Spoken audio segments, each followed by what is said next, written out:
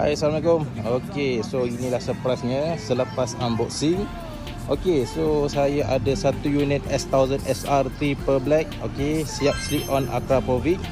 Siap 3 tong original BMW, ada crash bar, ada spotlight.